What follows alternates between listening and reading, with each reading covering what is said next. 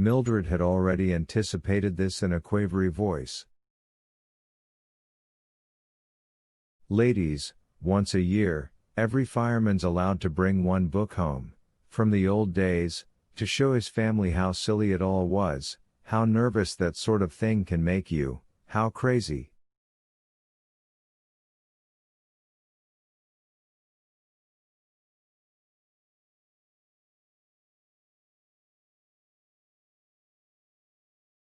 Guy's surprise tonight is to read you one sample to show how mixed up things were, so none of us will ever have to bother our little old heads about that junk again, isn't that right, darling?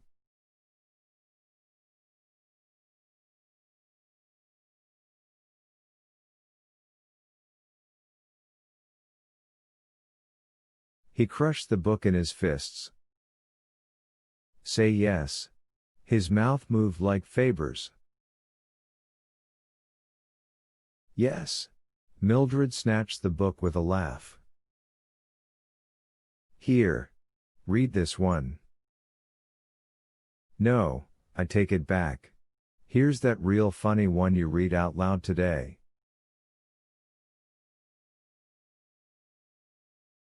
Ladies, you won't understand a word. It goes umpty-tumpty-ump. Go ahead, Guy, that page, dear. He looked at the open page. A fly stirred its wings softly in his ear. Read. What's the title, dear? Dover Beach. His mouth was numb. Now read in a nice clear voice and go slow. The room was blazing hot, he was all fire, he was all coldness. They sat in the middle of an empty desert with 3 chairs and him standing, swaying, and him waiting for Mrs. Phelps to stop straightening her dress hem and Mrs. Bowles to take her fingers away from her hair.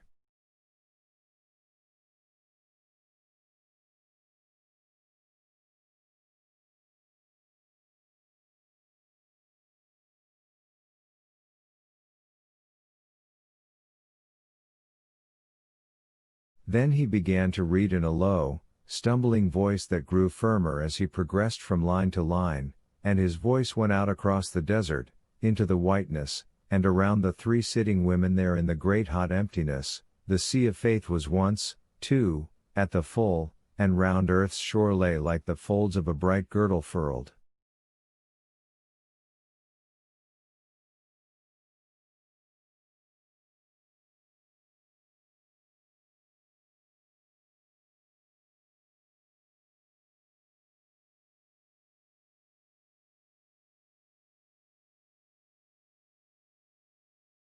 But now I only hear its melancholy, long, withdrawing roar, retreating, to the breath of the night wind, down the vast edges drear and naked shingles of the world.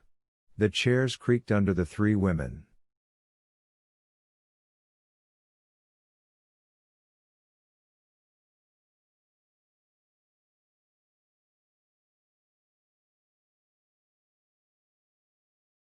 Montauk finished it out, ah, love, let us be true to one another.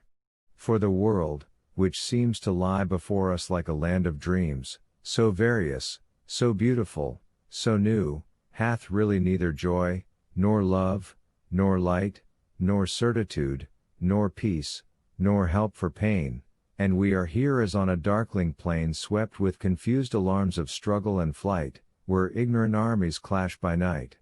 Mrs. Phelps was crying.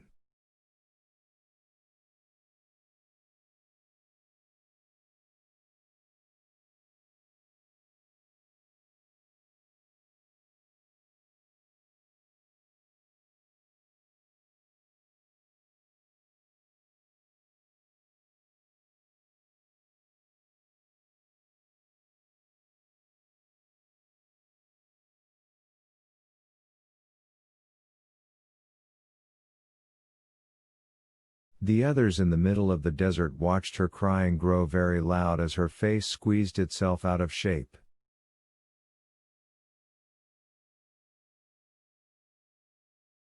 They sat, not touching her, bewildered by her display. She sobbed uncontrollably. Montauk himself was stunned and shaken. "Sh, said Mildred. "You're all right, Clara, now, Clara, snap out of it. Clara, what's wrong?"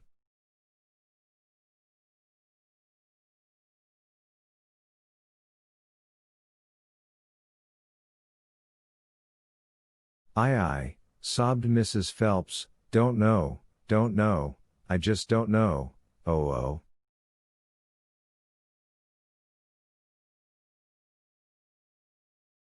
Mrs. Bowles stood up and glared at Montauk. "You see? I knew it, that's what I wanted to prove. I knew it would happen. I've always said, poetry and tears, poetry and suicide and crying and awful feelings, poetry and sickness, all that mush.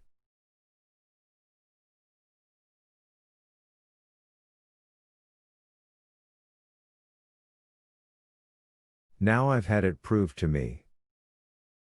"You're nasty, Mr. Montauk, you're nasty," Faber said, now.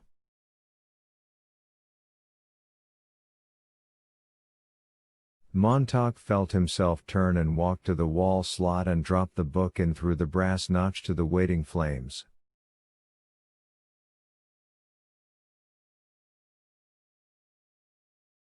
Silly words, silly awful hurting words," said Mrs. Bowles.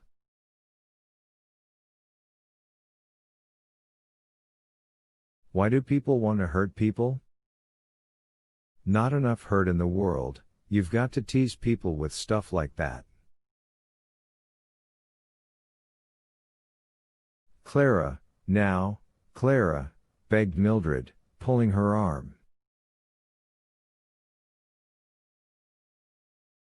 "Come on, let's be cheery, you turn the family on, now.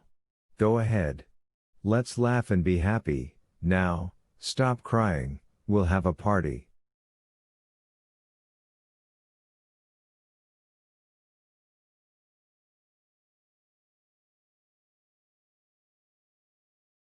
"No," said Mrs. Bowles. "I'm trotting right straight home. You want to visit my house and family, well and good. But I won't come in this fireman's crazy house again in my lifetime.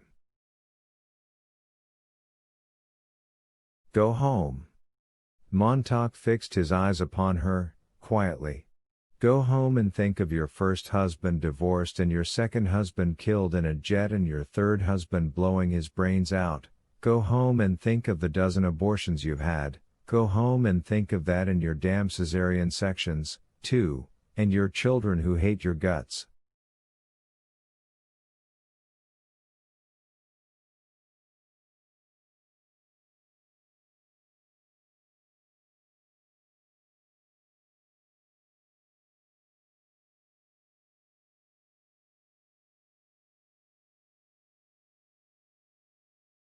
Go home and think how it all happened and what did you ever do to stop it? Go home, he yelled. Before I knock you down and kick you out of the door. Doors slammed and the house was empty. Montauk stood alone in the winter weather, with the parlor walls the color of dirty snow.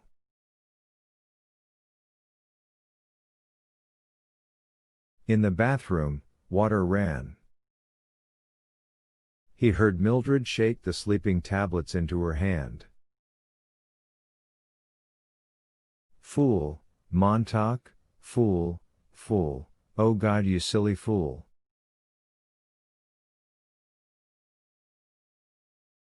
Shut up. He pulled the green bullet from his ear and jammed it into his pocket. It sizzled faintly, fool. He searched the house and found the books where Mildred had stacked them behind the refrigerator. Some were missing, and he knew that she had started on her own slow process of dispersing the dynamite in her house, stick by stick.